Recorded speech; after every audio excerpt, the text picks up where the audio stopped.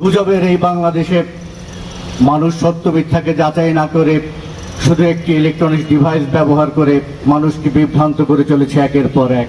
এর মধ্যে হঠাৎ করে গত সপ্তাহে আমাদের দৃষ্টিগোচর হলো একটি গুজব যে হিন্দু নির্যাতন শুরু হয়েছে বেলকুচিতে, এখান থেকেই শুরু।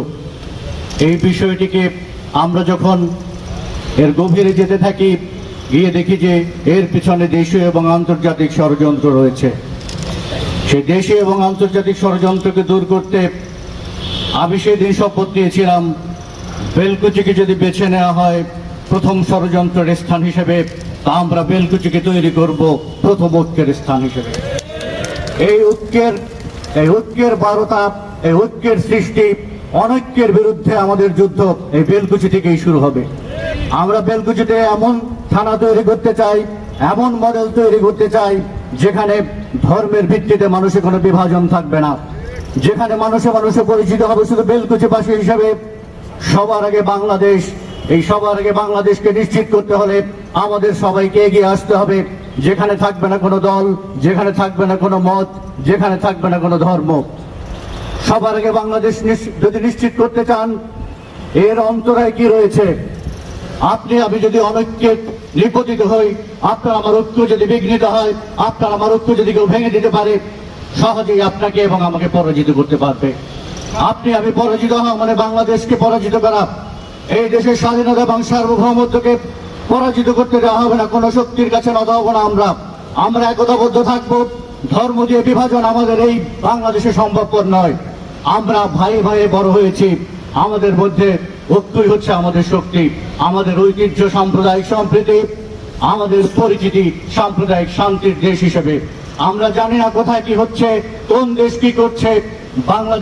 বাংলাদেশের মতো কাজ করে যেখানে শুধুমাত্র শান্তি এবং সম্প্রীতি থাকবে।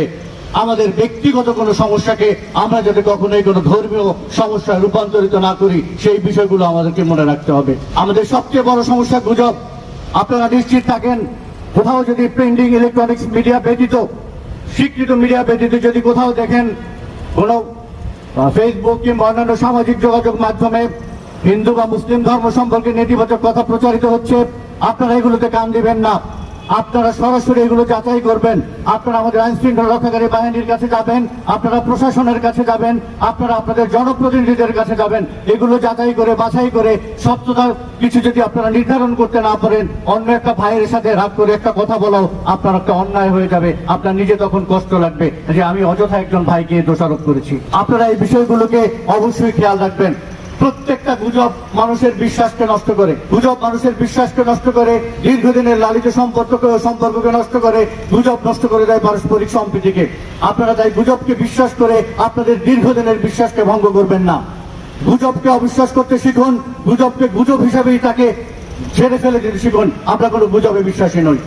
আমি আপনাদের কাছে একটা দাবি রাখবো, আপনাদের একটু কষ্ট দেবো। আমি আপনাদেরকে নিয়ে একটা শপথ করতে চাই, যদি আপনারা করে এই বেলকুচি থেকে যে যাত্রা শুরু হবে, আপনারা বাংলাদেশের আদর্শ আপনাদেরকে এইটা অনুসরণ করবে যে বেলকুচিতে এই ধরনের একটি সমাবেশ হয়েছিল, একটি সম্প্রীতি সমাবেশ হয়েছিল, সেই সমাবেশ থেকে ঘোষণা হয়েছিল বাংলাদেশের ঐক্যের, সেই সমাবেশ থেকে ঘোষণা হয়েছিল হিন্দু মুসলমান কোনো দ্বন্দ্ব থাকবে না, সেই সমাবেশ থেকে ঘোষণা হয়েছিল আমরা একে অন্যের ভাই ভাই, আমরা সবার বিপদে পারলে ঝাঁপিয়ে পড়বো, কিন্তু কারোর জন্য কোনো বিপদ নতুন করে আমরা বয়ে আনবো না।